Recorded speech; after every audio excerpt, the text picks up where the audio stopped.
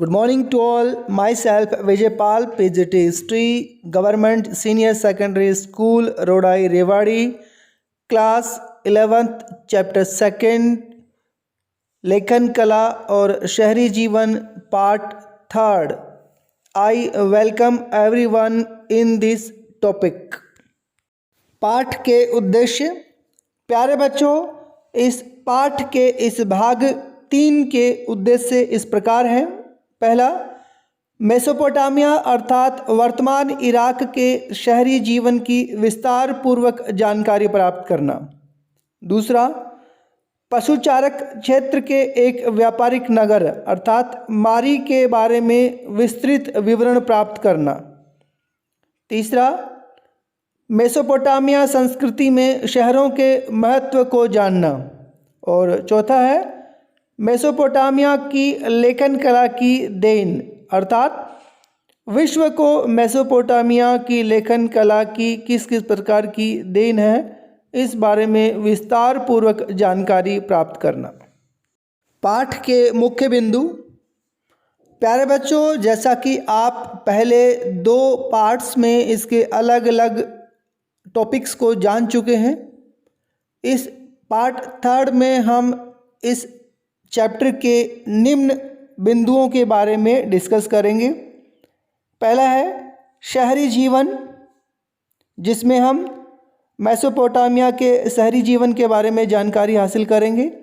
दूसरा है पशुचारक क्षेत्र में एक व्यापारिक नगर, इसमें हम मारी एक शहर के बारे में जानकारी हासिल करेंगे. और तीसरा है मेसोपोटामिया संस्कृति में शहरों का महत्व. और चौथा है लेखन कला की देन. डियर स्टूडेंट्स, हमें इन चारों बिंदुओं के बारे में इस वीडियो में डिस्कस करनी है.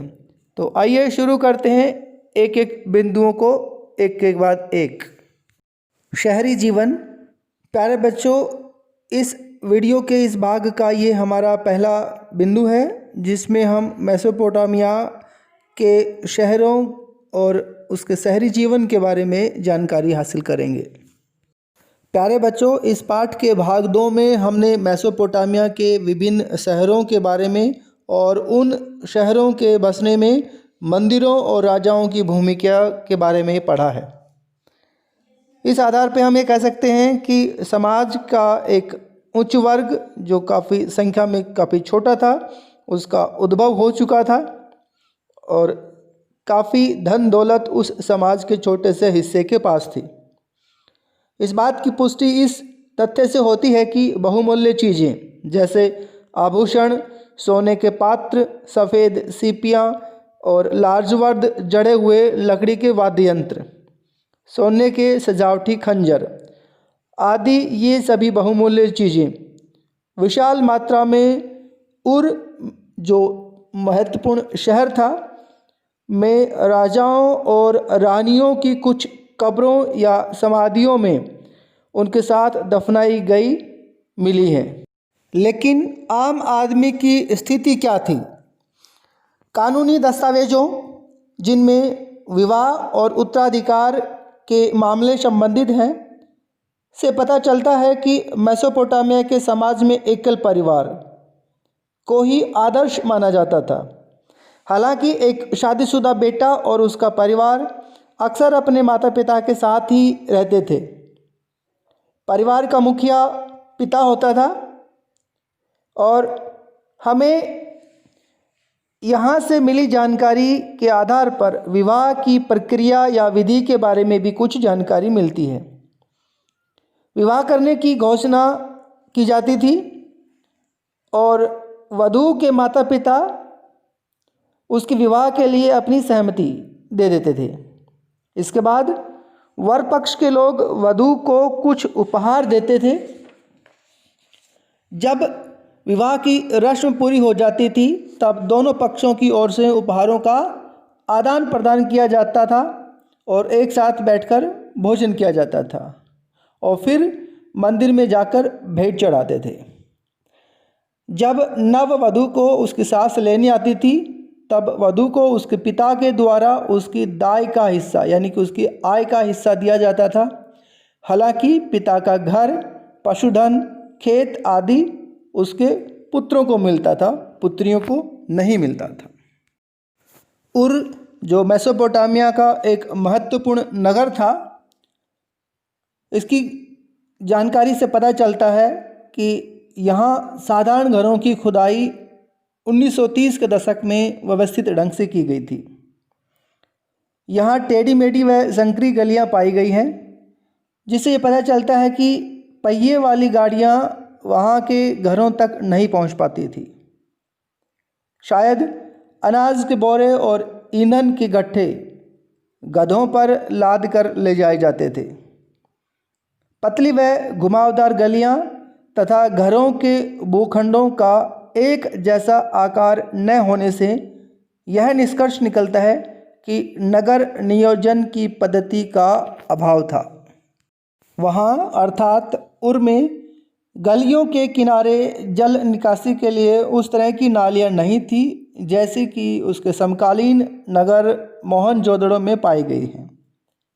हालांकि जल निकासी की नालियाँ और मिट्टी की नालियाँ उर नगर के घरों के भीतरी आंगन में अवश्य पाई गई हैं, जिससे यह समझा जाता है कि घरों की छतों का ढलान भीतरी आंगन की ओर था और वर्षा का पानी का निकास नालियों के माध्यम से भीतरी आंगनों में बने हुए हौजों या एक प्रकार के पानी के गड्ढों में से ले जाया जाता था।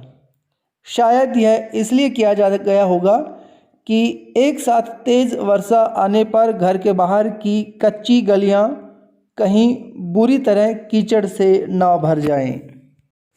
फिर भी ऐसा प्रतीत होता है कि लोग अपने घर का सारा कूड़ा कचरा बुहार कर गलियों में डाल देते थे, जहां वह आने जाने वाले लोगों के पैरों के नीचे आता रहता था।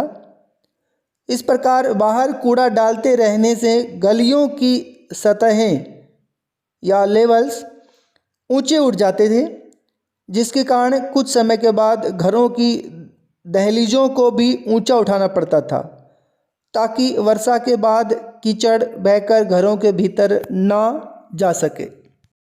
कमरों के अंदर रोशनी खिड़कियों से ना जाकर दरवाज़ों से होकर आती थी जो आंगन में खुला करते थे। इससे घरों के परिवारों में गोपनीयता भी बनी रहती थी और घर के बारे में कई तरह के अंधविश्वास भी प्रचलित थे, जिनके विषय में उर में पाई गई शकुन अपशकुन संबंधी बातें पट्टिकाओं पर लिखी मिलती हैं।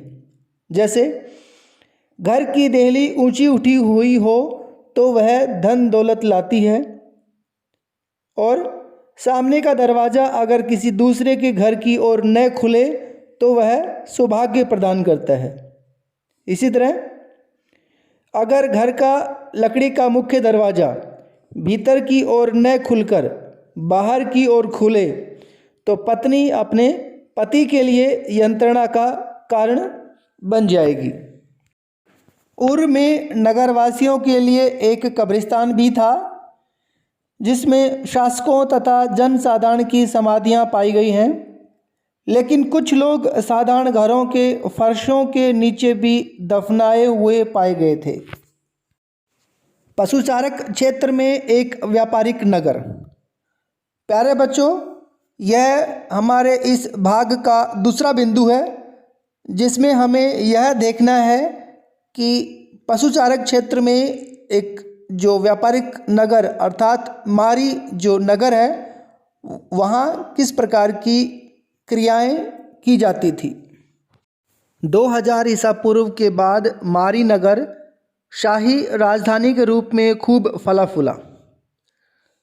आपने मेसोपोटामिया के मानचित्र में देखा है कि मारी दक्षिण के मैदानी इलाके में स्थित न होकर के ऊपरी ओर अर्थात उत्तर की ओर फरात नदी की उर्वरा धारा पर स्थित है। यहाँ अर्थात मारी में वैसे तो किसान और पशुपालक दोनों तरह के लोग रहते थे, लेकिन मुख्य रूप से यहाँ पशुपालन ही किया जाता है। क्यों? क्योंकि इस इलाके का अधिकांश भाग पहाड़ी इलाका है जो भेड़ बकरी चराने के लिए काफ़ी उपयुक्त है। पशु चारकों अर्थात मारी के लोगों को जब अनाज, धातु के औजारों आदि की ज़रूरत पड़ती थी तब वे अपने पशुओं तथा उनके सामान जैसे उनके दूध से बने पनीर, उनका चमड़ा, मांस आदि के बदले ये चीज़ें प्राप्त करते थे।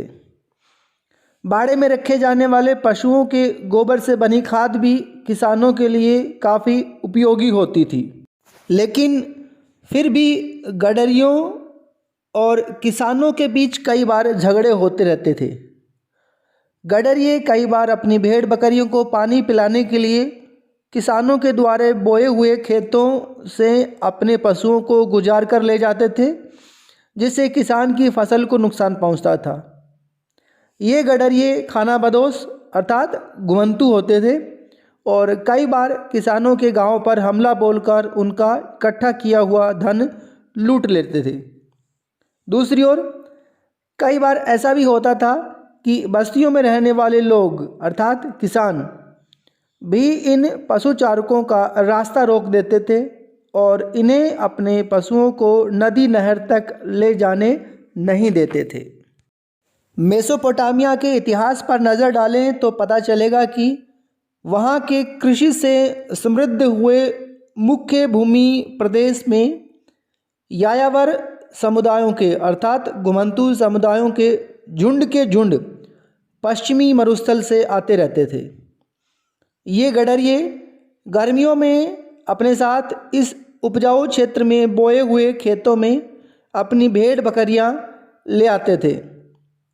ये समूह गडरिये फसल काटने वाले मजदूरों अथवा भाड़े के सैनिकों के रूप में आते थे और समृद्ध होकर यहीं बस जाते थे। उनमें से कुछ ने तो अपना खुद का शासन स्थापित करने की भी शक्ति प्राप्त कर ली थी। ये खानाबदोश लोग विभिन्न समुदायों से थे। उदाहरण के लिए अक्कदी, एमोराइट, असीरियाई और आर्मीनियन जाति के लोग थे। मारी के राजा एमोराइट समुदाय के थे। उनकी पोशाक वहाँ के मूल निवासियों के पोशाक से भिन्न होती थी और उन्होंने मेसोपोटामिया के देवी देवताओं का आदर ही नहीं किया बल्कि स्टेपी क्षेत्र के देवता डैगन के लिए मारी नगर में एक मंदिर भी बनवाया। इस प्रकार मेसोपोटामिया का समाज और वहाँ की संस्कृति भिन्न भिन्न समुदाय के लोगों और संस्कृतियों के लिए खुली थी और संभवतः विभिन्न जातियों और समुदायों के लोगों के परस्पर मिश्रण से ही वहाँ की सभ्यता में जीवन शक्ति उत्पन्न हुई हो। किंतु मारी के राजाओं को सदा सतर्क एवं सावधान रहना पड़ता था। विभिन्न जनजातियों के चरवाहों को राज्य में चलने फिरने की इजाज़त तो थी, परंतु उन पर कड़ी नज़र रखी जाती थी। राजाओं तथा उनके पदाधिकारियों के बीच हुए पत्तर व्यवहार में अक्सर इन पशुचारकों की गतिविधियों और शिविरों का उल्लेख किया गया है। एक बार एक पदाधिकारी ने राजा को लिखा था कि उसने रात को बार बार आग से किए गए ऐसे संकेतों को देखा है जो एक शिविर से दूसरे शिविर को भेजे गए थे और उसे संदेह है कि कहीं किसी छापे या हमले की योजना तो नहीं बनाई जा रही है।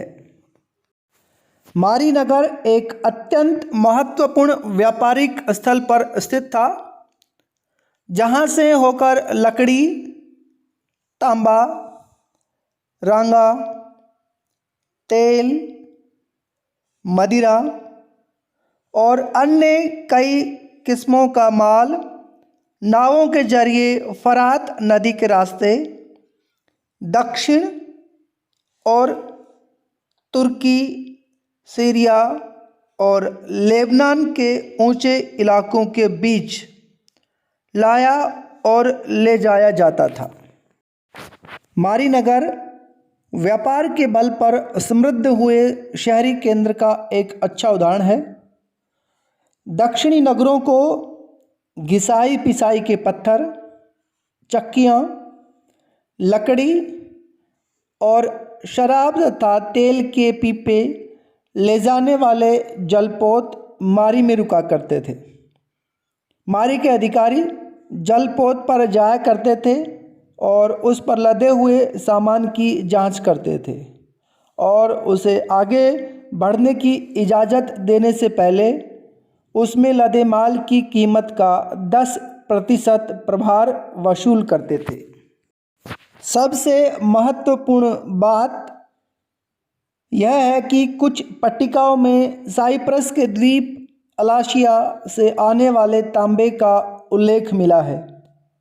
यह द्वीप उन दिनों तांबे तथा टिन के व्यापार के लिए मशहूर था, परंतु यहाँ रांगे का भी व्यापार होता था, क्योंकि कांसा औजार और हथियार बनाने के लिए एक मुख्य औद्योगिक सामग्री था, इसलिए इसके व्यापार का बहुत महत्व था। इस प्रकार यद्यपि मारी राज्य सैनिक दृष्टि से उतना ताकतवर नहीं था, परंतु व्यापार और समृद्धि के मामले में वह अद्वितीय था। मेसोपोटामिया संस्कृति में शहरों का महत्व। डियर स्टूडेंट्स, यह हमारे इस भाग का अगला बिंदु है, जिसमें हमें यह देखना है कि मेसोपोटामिया संस्कृति में शहरों का महत्व किस प्रकार था। मेसोपोटामिया वासी शहरी जीवन को बहुत महत्व देते थे, जहां अनेक समुदायों और संस्कृतियों के लोग साथ साथ रहा करते थे। युद्ध में शहरों के नष्ट हो जाने के बाद वे अपने काव्यों के जरिए उन्हें याद किया करते थे। मेसोपोटामिया के लोगों को अपने नगरों पर कितना अधिक गर्व था, इस बात का सबसे अधिक मर्मस्पर्शी वर्णन हमें गिलगेमिस महाकाव्य के अंत में मिलता है। यह काव्य 12 पट्टिकाओं पर लिखा गया था। ऐसा कहा जाता है कि गिलगेमिस ने एनमरकर के कुछ समय बाद उरूक नगर पर शासन किया था। वह एक महान योद्धा था जिसने दूर दूर तक के प्रदेशों को अपने अधीन कर लिया था, लेकिन उसे उस समय गहरा झटका लगा जब उसका वीर मित्र अचानक मर गया। इससे दुखी होकर वह अमरत्व की खोज में निकल पड़ा। उसने सागरों महासागरों को पार किया और दुनिया भर का चक्कर लगाया, मगर उसे अपने साहसिक कार्य में सफलता नहीं मिली। हार कर गिलगेमिस अपने नगर उरूक लौट आया। वहाँ जब वह अपने आप को सांत्वना देने के लिए शहर की चारदीवारी के आगे पीछे चहलकदमी कर रहा था, तभी उसकी नज़र उन पकी हुई ईंटों पर पड़ी जिनसे उनकी नींव डाली गई थी। वह भावाविभोर हो उठा। इस प्रकार उरूक नगर की विशाल प्राचीर पर आकर उस महाकाव्य की लंबी वीरतापूर्ण और साहस भरी कथा का अंत हो गया।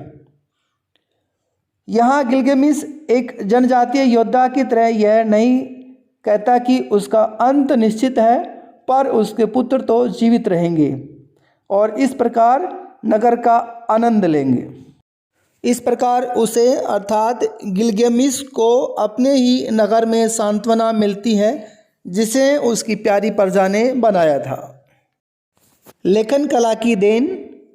डियर स्टूडेंट्स, यह हमारे इस भाग 3 का अंतिम बिंदु है, जिसमें हमें यह देखना है कि मेसोपोटामियाई संस्कृति की विश्व को और मेसोपोटामिया को किस प्रकार की देन है। हालांकि मर्मस्पर्शी कहानियों, किस्सों और तरह तरह के वर्णन को तो मौखिक रूप से एक दूसरों को सुनाते हुए जीवित रखा जा सकता है, पर विज्ञान को जीवित रखने के लिए लिखित दस्तावेजों और किताबों की ज़रूरत पड़ती है ताकि विद्वानों की आगे आने वाली पीढ़ियां उन्हें पढ़ सके। संभवतः मेसोपोटामिया की दुनिया को सबसे बड़ी देन उसकी काल गणना और गणित की विद्वतापूर्ण परंपरा है। 1800 ईसा पूर्व के आसपास की कुछ पट्टिकाएं मिली हैं जिनमें गुणा और भाग की तालिकाएं, वर्गमूल तथा चक्रवृद्धि ब्याज की सारणियाँ दी गई हैं। उनमें 2 का वर्गमूल इस प्रकार दिया गया है, 1 जमा 24/60 जमा 51/60 का स्क्वायर जमा 10/60 का क्यूब। अगर आप इसे हल करें तो इसका उत्तर 1.41421296 होगा, जो इसके सही उत्तर 1.41421356 से थोड़ा ही भिन्न है। उस समय के विद्यार्थियों को इस प्रकार के सवाल करने होते थे, जैसे अगर एक खेत का क्षेत्रफल इतना इतना है और वह 1 अंगुल गहरे पानी में डूबा हुआ है तो संपूर्ण पानी का आयतन बताओ। पृथ्वी के चारों ओर चंद्रमा की परिक्रमा के अनुसार एक पूरे वर्ष का 12 महीनों में विभाजन, 1 महीने का 4 हफ्तों में विभाजन, 1 दिन का 24 घंटे में और 1 घंटे का 60 मिनट में विभाजन, यह सब जो आज हमारी रोज़मर्रा की ज़िंदगी का एक अचेतन हिस्सा बना हुआ है, मेसोपोटामिया वासियों से ही यह हमें मिला है।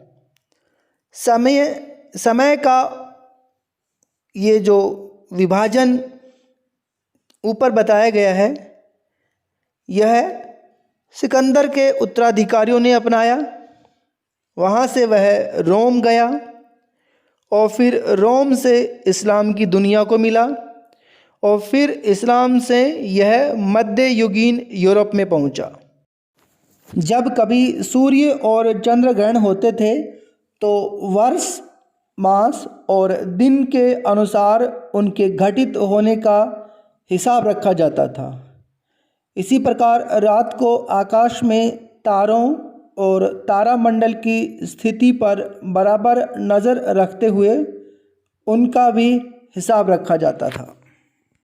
मेसोपोटामिया वासियों की इन महत्वपूर्ण उपलब्धियों में से एक भी उपलब्धि संभव नहीं होती यदि लेखन की कला और विद्यालयों जैसी उन संस्थाओं का अभाव होता, जहां विद्यार्थीगण पुरानी लिखित पट्टिकाओं को पढ़ते और उनकी नकल करते थे और जहां कुछ छात्रों को साधारण प्रशासन का हिसाब किताब रखने वाले लेखाकार न बनाकर ऐसा प्रतिभावान संपन्न व्यक्ति बनाया जाता था जो अपने पूर्वजों की बौद्धिक उपलब्धियों को आगे बढ़ा सके।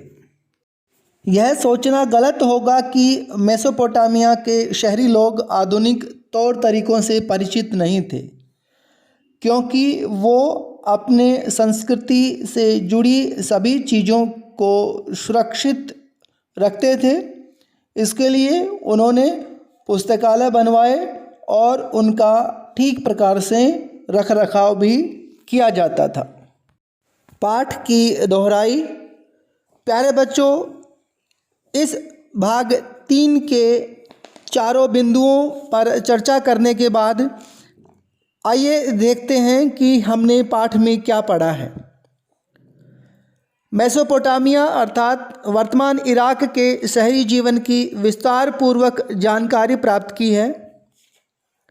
दूसरा, पशुचारक क्षेत्र के एक व्यापारिक नगर मारी के बारे में विस्तृत विवरण प्राप्त किया है।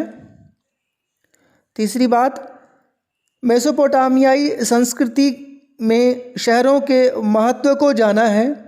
और चौथी बात, मेसोपोटामिया की लेखन कला की देन के बारे में विस्तार पूर्वक जानकारी ली है। गृह कार्य या होमवर्क। प्यारे बच्चों, पाठ के इस भाग के सभी बिंदुओं पर विस्तार पूर्वक चर्चा करने के साथ ही पाठ की दोहराई करने के आधार पर आपको गृह कार्य के लिए निम्न प्रश्न दिए जा रहे हैं, जो आपको अपनी नोटबुक में करने हैं। पहला प्रश्न है, मेसोपोटामियाई संस्कृति में शहरों का बहुत महत्व था। गिलगामेश का उदाहरण देकर समझाइए। दूसरा प्रश्न, मारी यद्यपि सैनिक दृष्टि से भले ही ताकतवर न रही हो, लेकिन व्यापार की दृष्टि से बहुत महत्वपूर्ण शहर था। अपने विचार लिखिए। तीसरा प्रश्न, आज का विश्व मेसोपोटामिया संस्कृति का ऋणी है। उदाहरण देकर के अपनी बात स्पष्ट करें। चौथा प्रश्न, मेसोपोटामिया के शहर उतने उन्नत नहीं थे जितने हड़प्पा सभ्यता के थे। अपने विचार लिखिए। प्यारे बच्चों, कक्षा 11वीं के इतिहास का यह पाठ 2 हमने 3 भागों में तैयार किया है। उम्मीद है आपको पाठ अच्छे से समझ आ गया होगा। अगर किसी प्रकार की कोई दिक्कत है तो पाठ के तीनों भागों को फिर से सुनिए, समझिए और इनमें दिए गए प्रश्नों को हल करने का प्रयास करें। उम्मीद है कि आप सभी के लिए यह जानकारी महत्वपूर्ण होगी। आप सभी का बहुत बहुत धन्यवाद।